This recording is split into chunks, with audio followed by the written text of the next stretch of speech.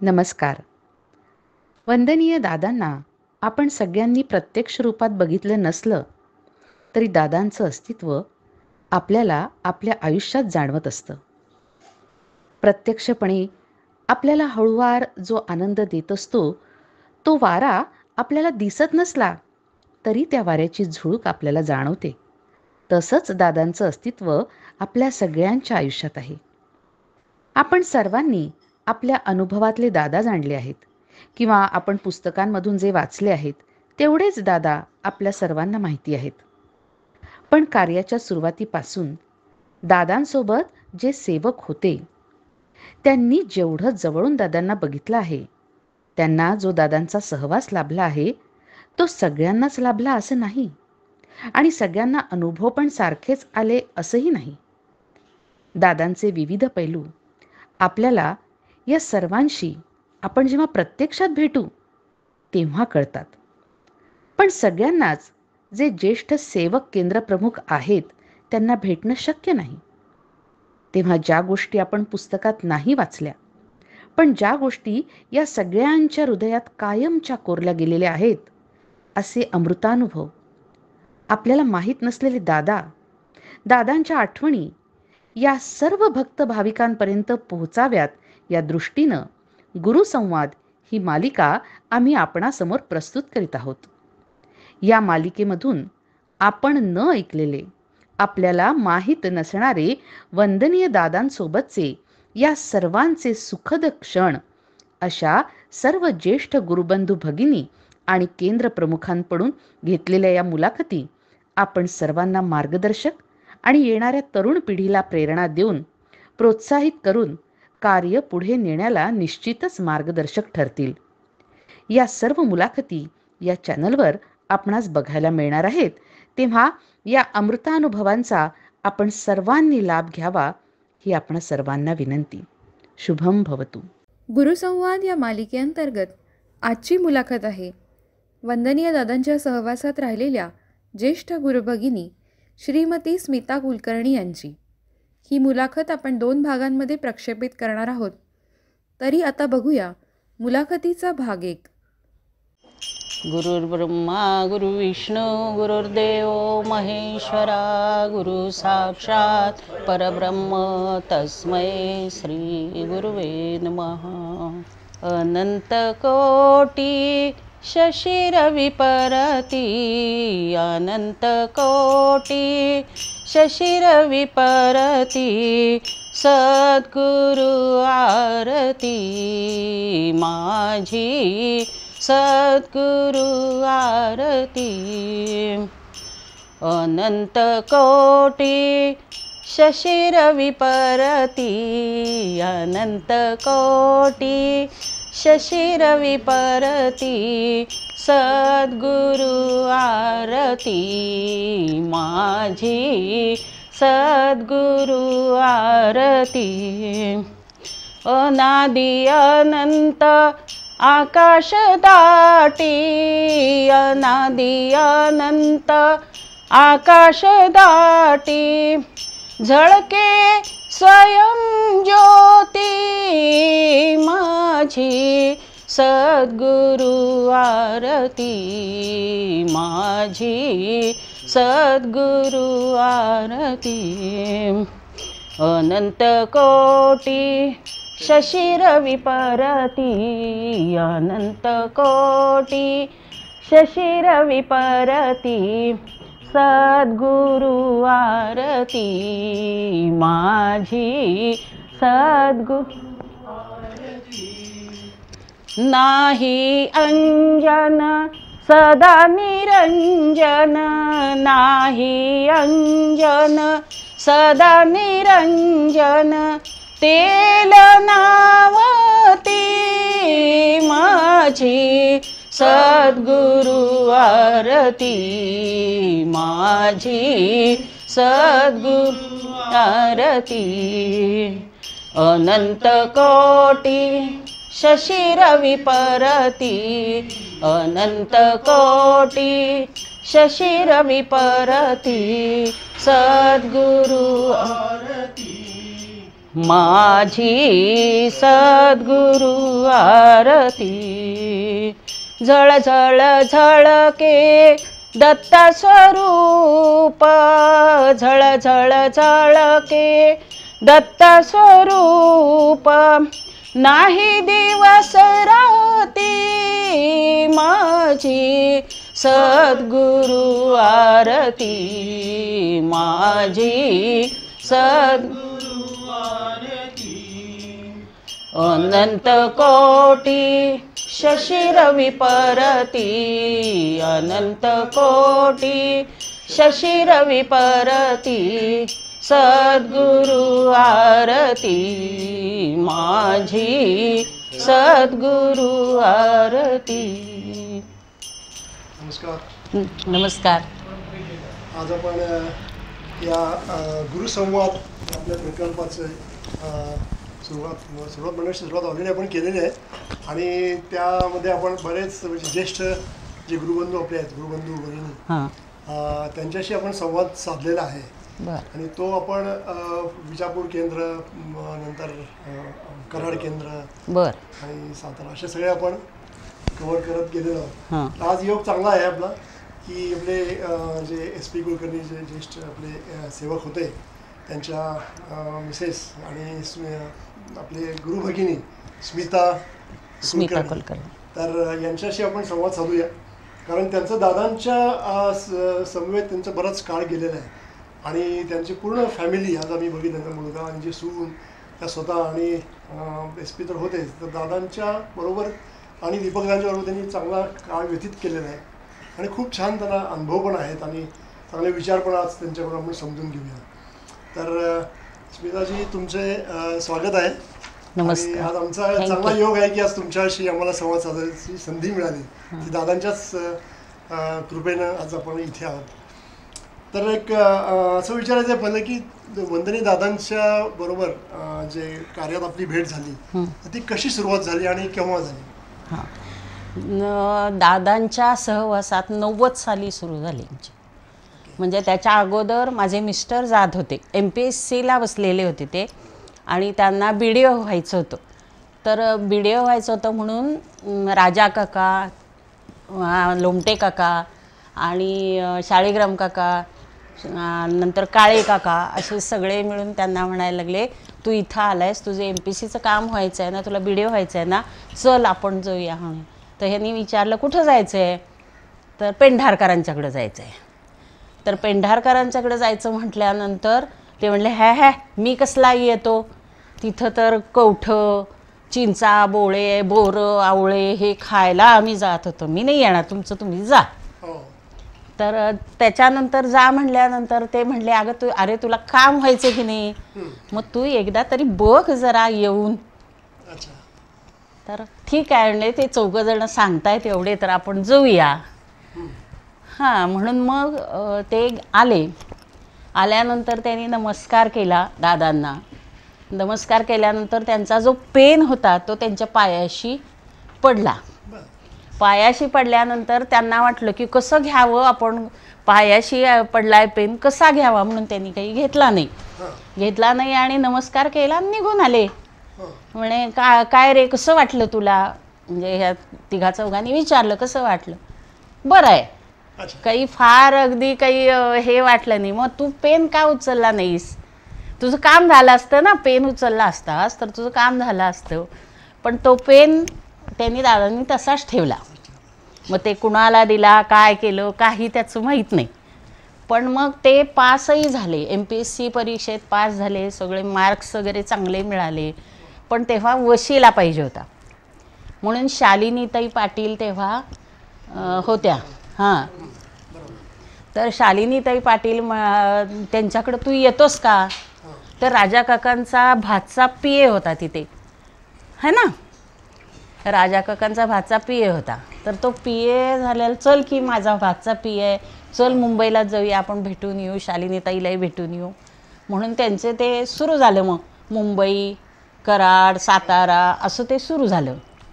मग त्याच्यानंतर ते म्हणायला लागले की आपण चल की दादांच्याकडे जाऊया चल की दादांच्याकडे जाऊया. ठीक आहे, पण माझा विरोध होता. म्हणजे माझा विरोध होता. मी म्हणलं दोघांनी मिळून गुरु करायचा असतो, तुम्ही गुरु करून कसे आले, का आले, मला का बोलवलं नाही, मी तासात तिथं पोहोचले असते गुरु केलेत तर. मी नाही येणार. त्याच्यात माझी 4 वर्ष गेली आणि त्याच्यामुळं त्यांचं काम झालं नाही. शालिनीताई पाटील हे झाल्या काय कामावरनं, त्यांना काढून टाकलं.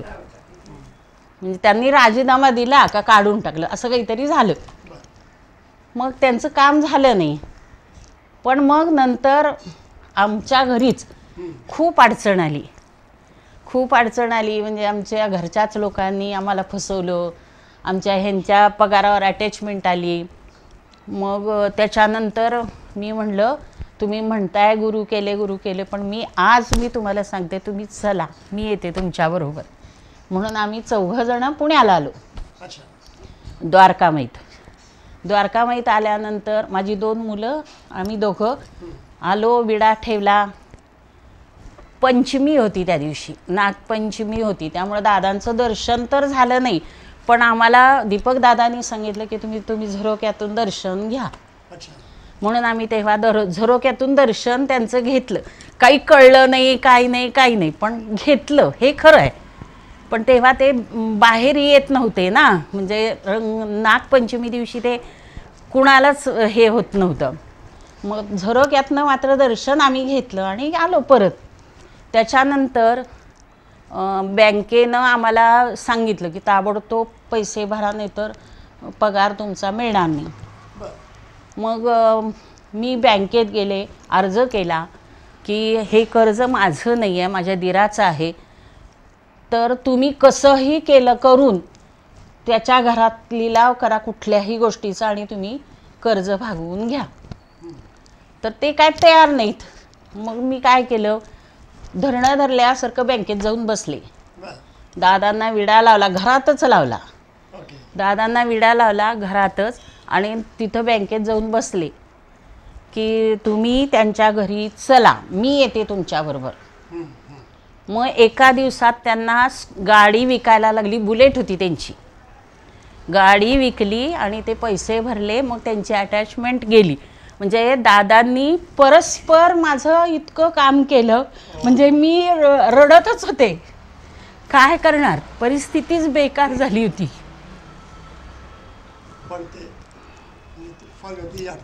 हां, ती महत्त्वाची.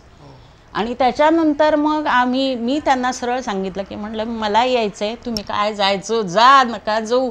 पण त्यांचा विश्वास कमी, पण माझाच जास्त वाढला तो. असं झालं. मग मला आणि गाण्याचा नाद होता, त्यामुळं मला आरतीचा नाद खूप लागला. मग त्याच्यानंतर मी आरती वगैरे म्हणायला लागले, बोलायला लागले, जरा बसायला लागले सगळ्यांशी. मग दीपक दादा भेटले.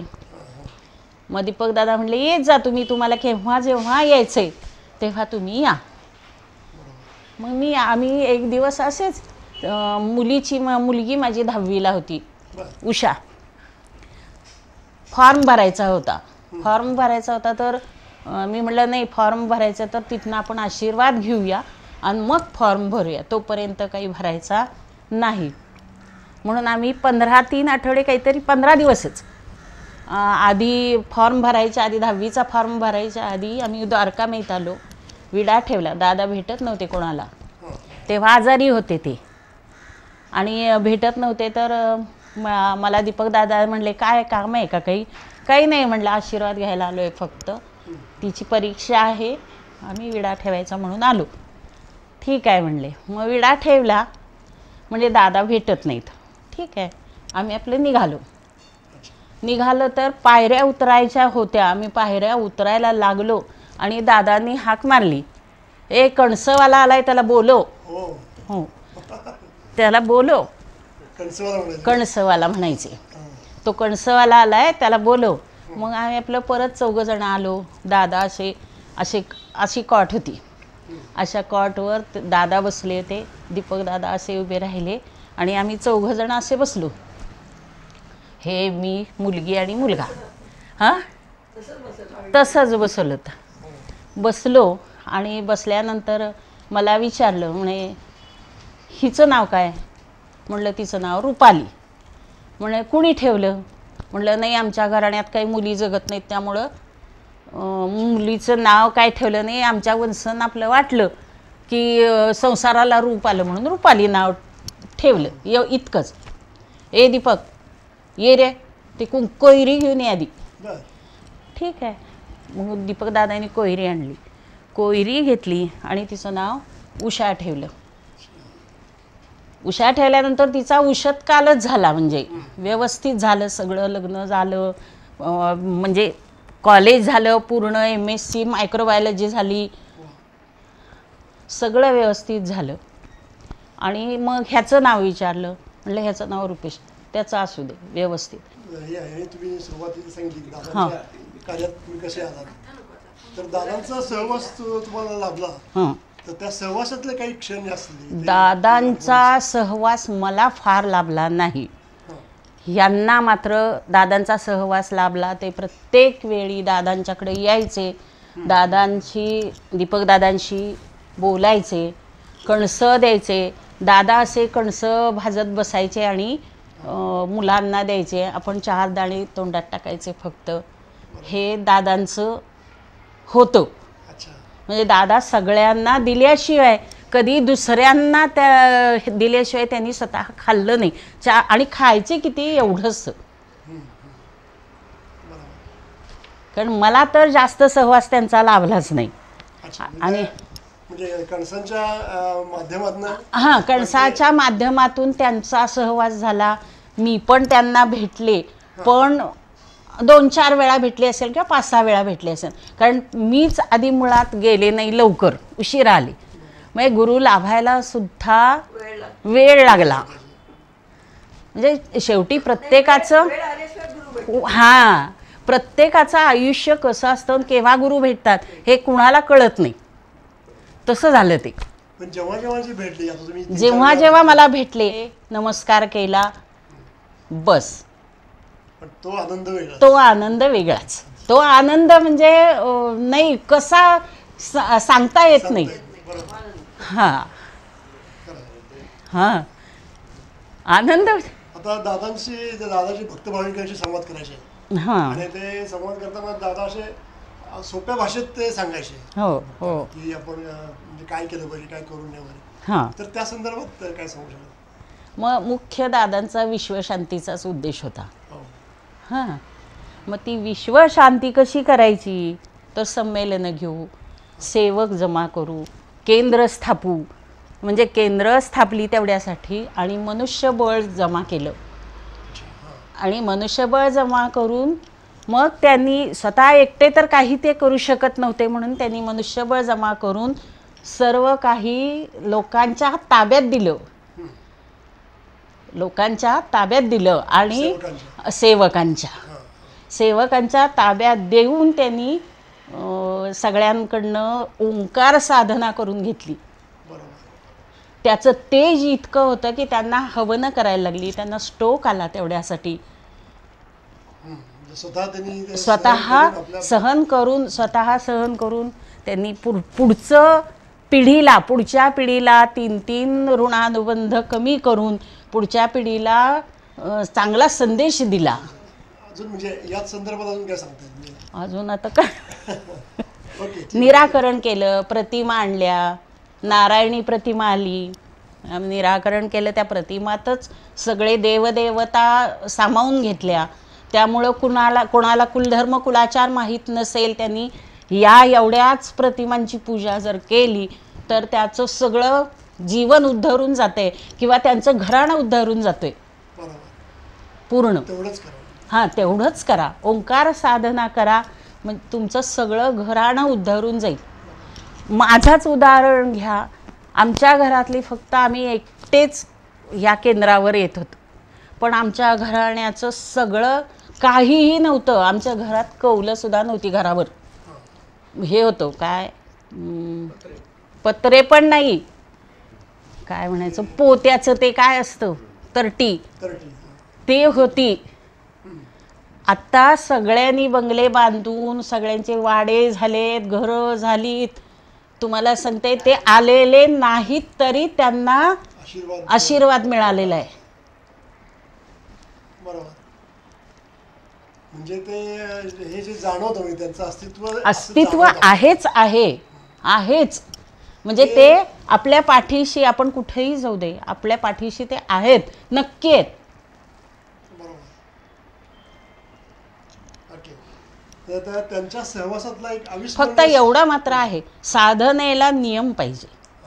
तुम्ही त्या वेळेला काळ वेळ बघूनच साधना केली पाहिजे. त्यावेळी ते हजर असतात हे आपल्याला कळलं पाहिजे आणि ते मनापासून कळलं पाहिजे.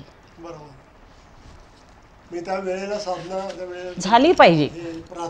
प्रार्थना जे तुम्ही कराल ते मनापासूनच करा आणि वेळेत करा.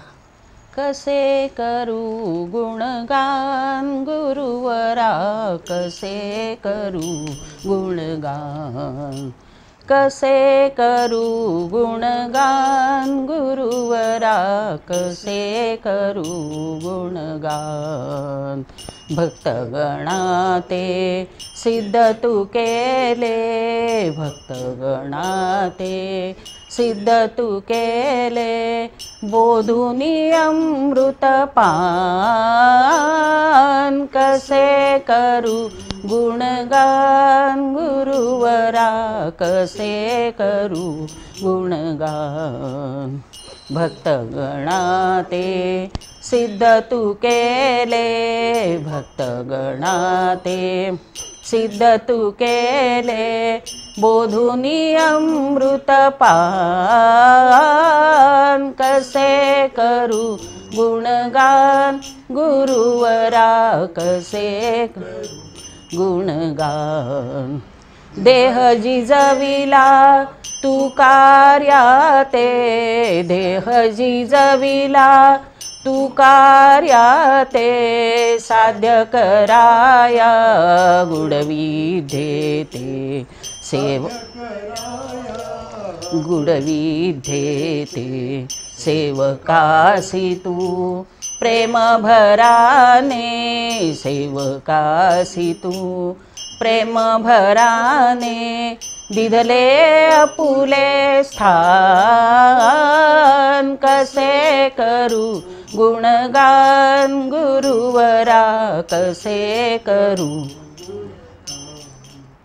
भक्तगणा ते सिद्ध तू केले, भक्तगणा ते सिद्ध तू केले, बोधुनी अमृत पान, कसे करू गुणगान गुरुवरा, कसे.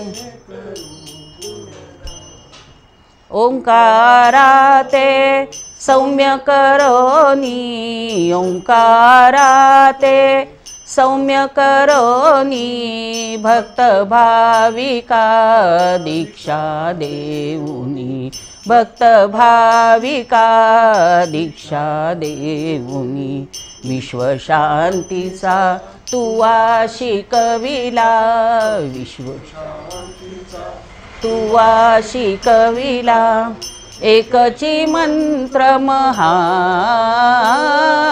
कसे करू गुणगान गुरुवरा, कसे करू गुणगान. भक्तगणा ते सिद्ध तू केले, भक्तगणा ते सिद्ध तू केले, बोधुनी अमृत पान, कसे करू गुणगान गुणगान. तव कार्याचा कळस झळकतो, तव कार्याचा कळस झळकतो, जनसागर तव चरणी लोळतो, जनसागर तव चरणी लोळतो, ध्वजा फडकते तव कार्याची, ध्वजा फडकते तव कार्याची, जगती मिळे तुझ मान, कसे करू गुणगान गुरुवरा, कसे करू गुणगान. भक्तगणा ते सिद्ध तू केले भक्तगणाते, सिद्ध तू केले बोधुनी अमृतपान,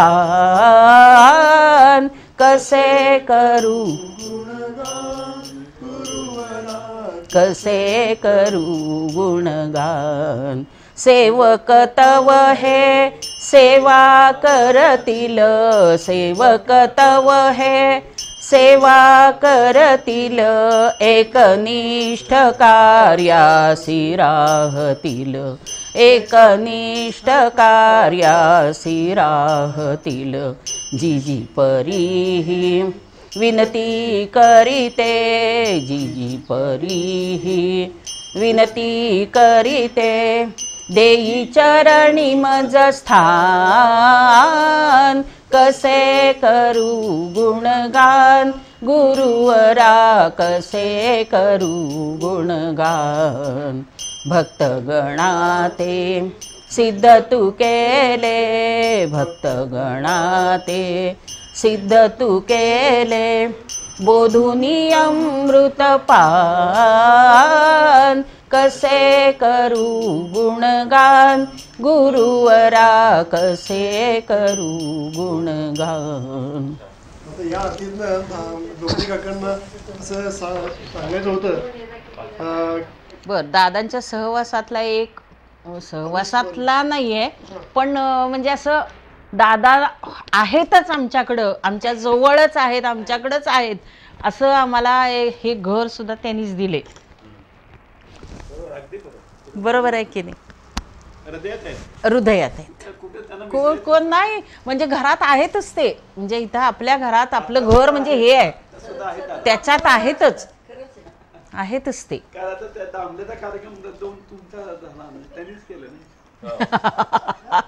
आताची आपण जी आरती म्हणली म्हणजे डोंगरे काकांनी आपल्याला म्हणूया, त्यातलं जे म्हणलंय की म्हणजे सेवक सेवकांना हो हो सेवा करतील, बरोबर आहे. आणि ओंकाराचं आपल्याला ओंकार देऊन सगळ्यांना कसं ते सार्थक आपल्या सगळ्या सेवकांना सार्थक आणि विश्वशांतीचा जो संदेश दिला तो पण फार महत्वाचा. आपल्याला ह्या आरतीतनं ह्या गोष्टी आता माहिती झाल्या आणि कळल्या आहेत. आता वंदनी दादांचा आपला जो गुरुमार्ग आहे तो आणि इतर गुरुमार्ग, याच्यामध्ये आपल्याला यात काय म्हणजे वेगळे पण काय दिसतं? आता हा जो गुरुमार्ग आहे तो तिन्ही पंथ आहेत त्याच्यात. तीन पंथ कुठले कुठले? नाथ, सुफी आणि दत्त.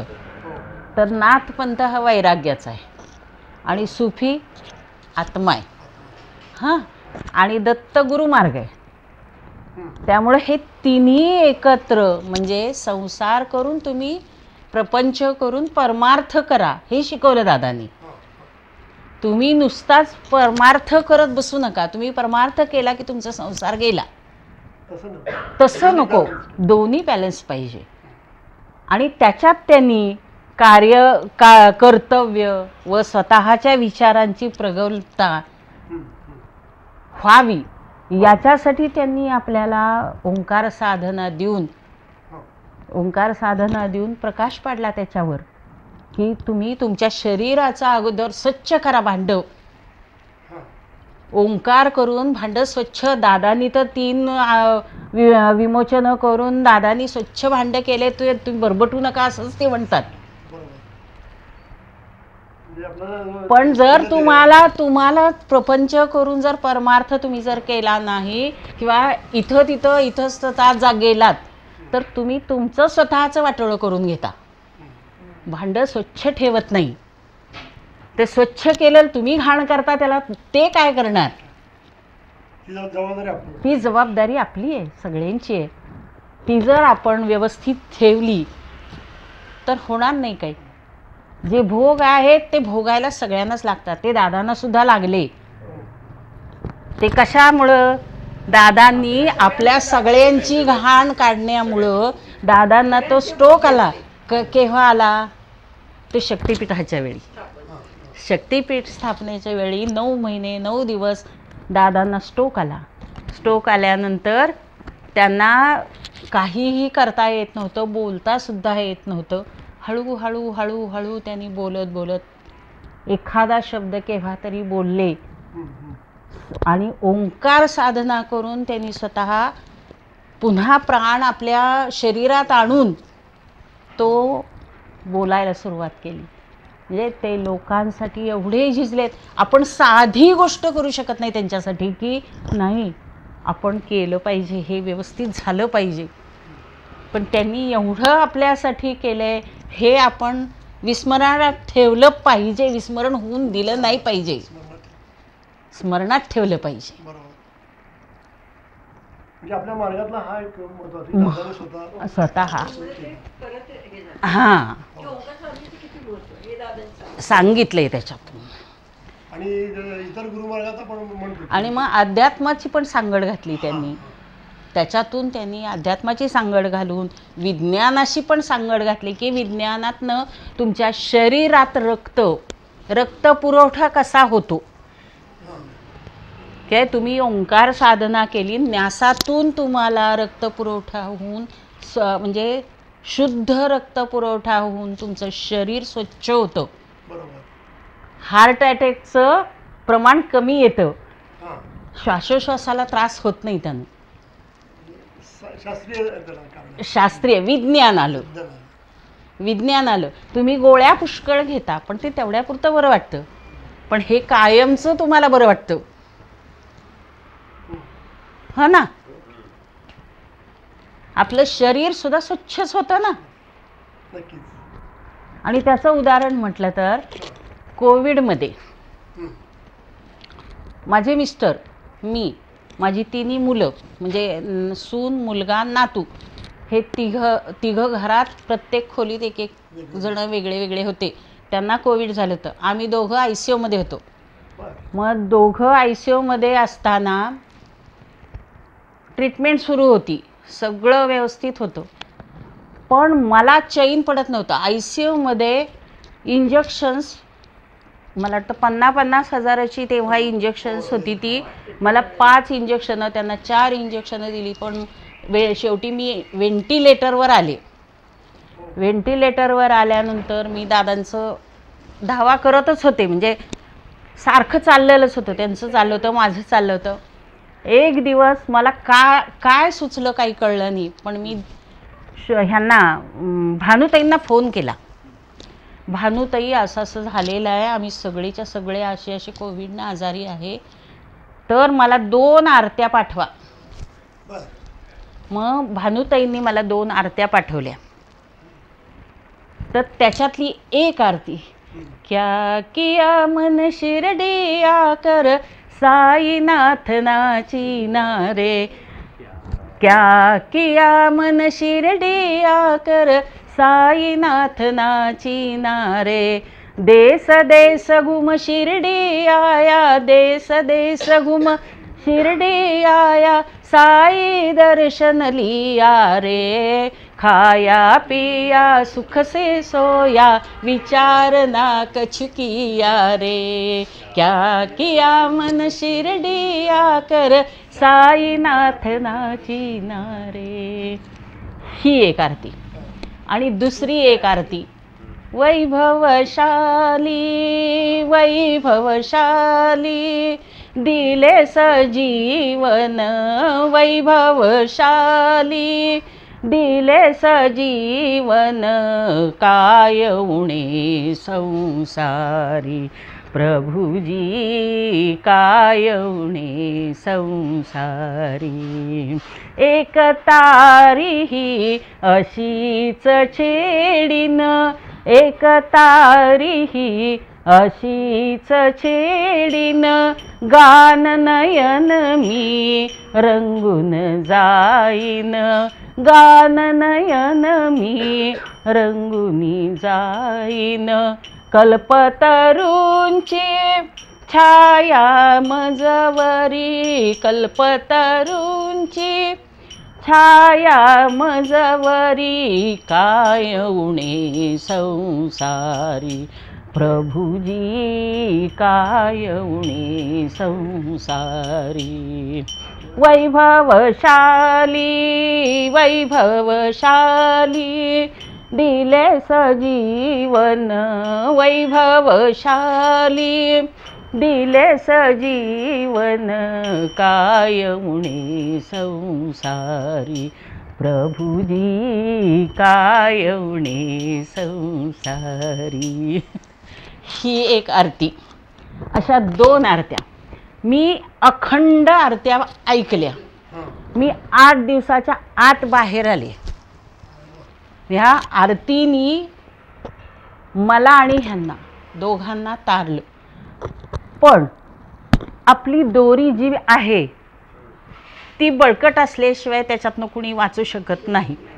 शेवटी तुमचं आयुष्य किती आहे किंवा काय आहे त्याच्यात कोणी हात घालू शकत नाही. नाही आले ते बाहेर. ते बाहेर आले नाहीत, पण ही शिदोरी बरोबर घेऊन गेले ते.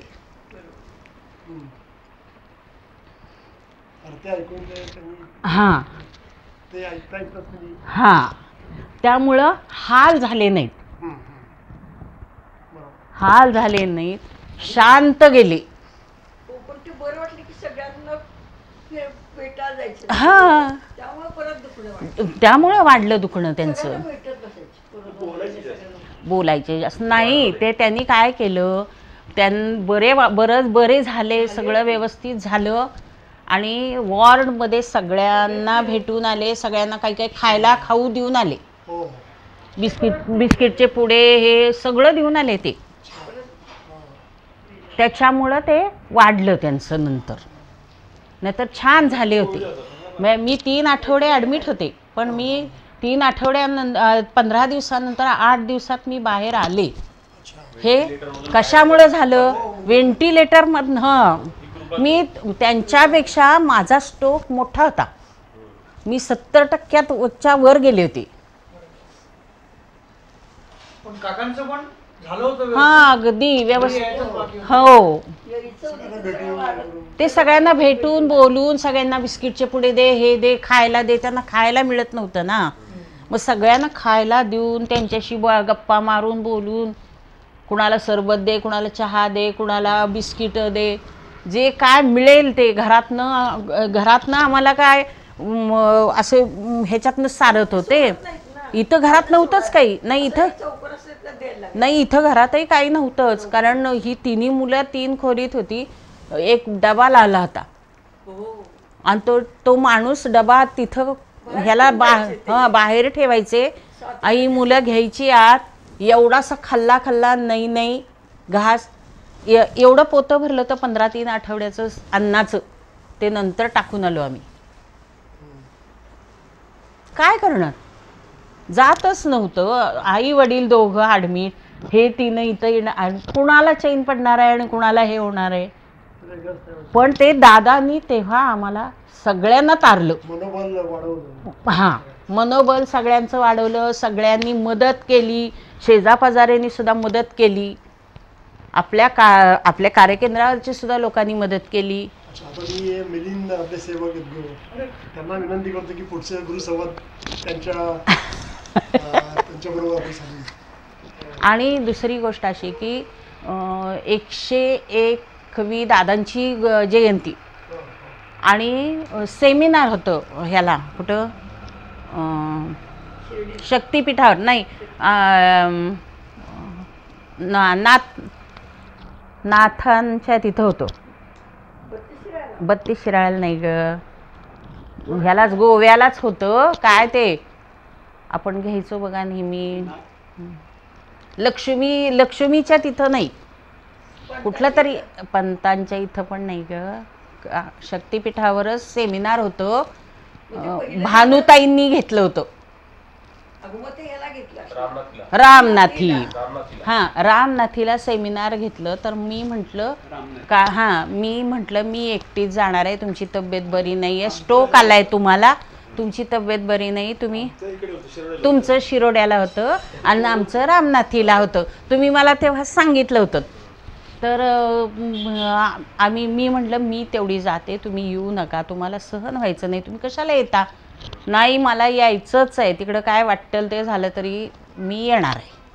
म्हणून हट्टीपणानं ते आले म्हणून तेव्हा इतका आम्हाला दोघांनाही आनंद झाला नाही असं नाही, पण आले म्हणूनच बरं झालं ते.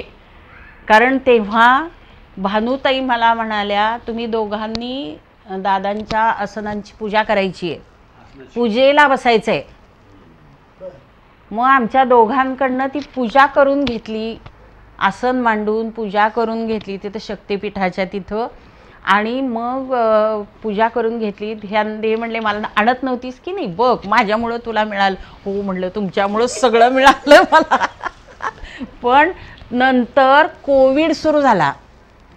म्हणजे दादांनी जेव्हा म्हणजे आमच्याकडनं पूजा जेव्हा करून घेतली तेव्हा त्यांच्याकडनं पूजा झाली. नंतर तिथं हे पूजा झालेली नाही, आसनाची पूजा कुठं नंतर झाली. 101 वाढदिवस होता म्हणून पुन्हा झालंच नाही. आमच्या दोघांकडनं जेवढी झाली तेवढीच झाली. नंतर कोविडचं सुरू झालं,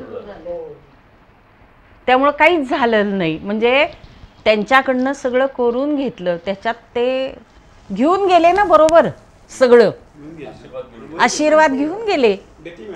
हां, बाबांचा स्मृती दिन साईबाबांचा त्यांचा पण गेले ना. हो हो केले ते डिसेंबरमध्ये 18 डिसेंबर. जे साईबाबांची जो दिवस तारीख, त्या तारखेला समाधी घेतली साईबाबांनी, तो दिवस तो ह्यांचा झाली ना. हां, 21 साली गेले ते.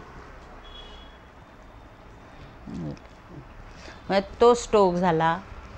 त्याच्यानंतर माझ्या मुलीचं पण लग्न झालं.